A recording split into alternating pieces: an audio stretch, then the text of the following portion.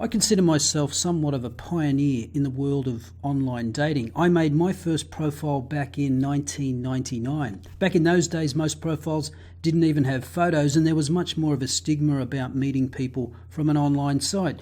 You must be desperate, or ugly, or both. You can't meet people in real life. Maybe some people still think that way about online dating, but it's much more widely used and accepted today than it was 2 decades ago, that's for sure. And if you've been using online dating sites for a while, you learn some basic rules, some do's and don'ts. For example, no matter how well you get along online, never commit to a long first date like a dinner, because if you're 5 minutes into it and you want to bail, you can't, unless you want to look like a real prick. Make the first date a coffee in a public place during the day so you won't be fooled by the ugly lights. That way you can make a quick getaway if you need to. Thanks for the coffee, see ya. But if you hit it off, you can always say, are you hungry? Want to get something to eat? Let's go somewhere else.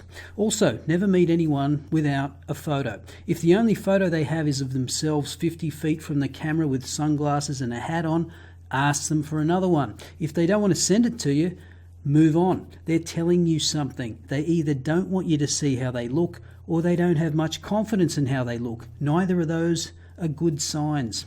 Now that's the good old days. Maybe that's not such a big problem these days. Most people know if they don't put up photos, they're far less likely to receive a message. And given the selfie culture, maybe we suffer from an excess of photos. But even if you get a few photos, you have no idea how old they are. Perhaps it was when she was 10 pounds lighter, or when he was in better shape.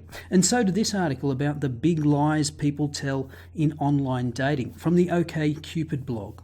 No prizes for guessing the first one. Yep, height. Reality, people are 2 inches shorter in real life. So this is the male height distribution of US men compared to the distribution on OkCupid, and the implied curve if it were a normal distribution. Notice that the OkCupid line represented by the dotted line skews more to the right at the top of the curve. The article makes this observation. This means that guys, as they get closer to 6 feet, round up a bit more than usual, stretching for that coveted psychological benchmark. Yeah, what the hell, if you're 5'8", the nearest whole foot is 6, so why not? But the surprising part is women also tend to bullshit just as much about their height, although without the skew at the right of the top of the graph. Now, it turns out that tall people tend to have more sex partners, the optimal height for the most sex partners being 5'10" for women and 6'5" for men. But there's not much difference for a man that's 6 feet to 6'5". It's only about one sex partner. And it seems for both men and women, if you're a gigantic freak, it works against you. A 6'4" woman will have less sex partners than a 4'8" girl, but a 6'8" man will have about the same sex as a 5'2" guy. But in terms of who gets more messages, it's short women and tall men.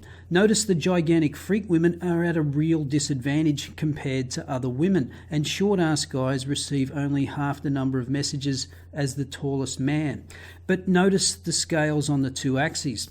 The tallest women get on average about 1 unsolicited message per week, which is the same as the most popular guys at a height of about 6 feet 1 inch.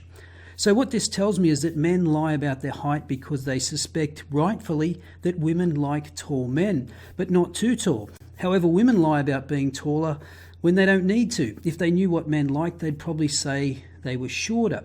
And here's another data point worth noting. It's plain from these 2 charts that women 6 feet or taller are either less attractive to men or are considered too intimidating to message.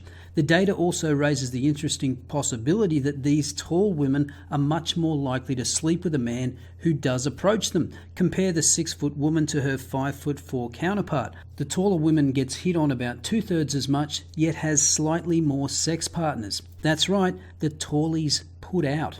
Moving on to the next great lie, income. Reality, people are 20% poorer than they say they are.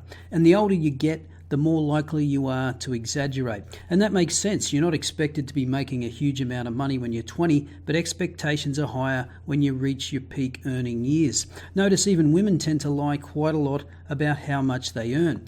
Now, why would men lie about how much they earn? Well, shock horror, it turns out women like men that earn a good income, although it doesn't seem to matter if you're a young man under the age of 23. But as the article notes, these bold colours contain a subtle message. If you're a young guy and don't make much money, cool. If you're 23 or older and don't make much money, go die in a fire. It's not hard to see where the incentive to exaggerate comes from.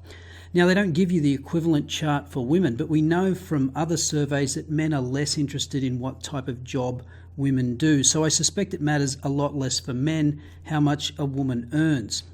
So just to recap, both men and women exaggerate equally about their height. They exaggerate almost the same about how much they earn, and this makes sense in the case of men given women's preferences, but it doesn't seem to make much sense for women. Can we conclude that women are idiots that have no idea what men want?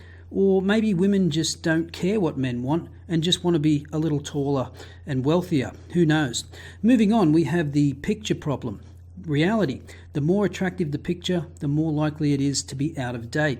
I've been fooled by this one before. The above picture, for example, was over 2 years old when it was uploaded. How do we know? Most modern cameras append text tags to the JPEGs they take. These tags, called EXIF metadata, specify things like the exposure and f-stop settings, GPS information if your camera has it, and of course the time and date the photo was taken. This is how programs like iPhoto know when and sometimes where you've taken your pictures. So the median age of photos uploaded was only 3 months, but hot pics tend to be older. So from the chart you can see that over a third of the hottest photos are over a year old, and more than 10% are over 3 years old. And not surprisingly, older people tend to upload older photos because, well, their aging kicks in, and this is especially true of older men. So ladies, don't trust those 50-year-old dudes.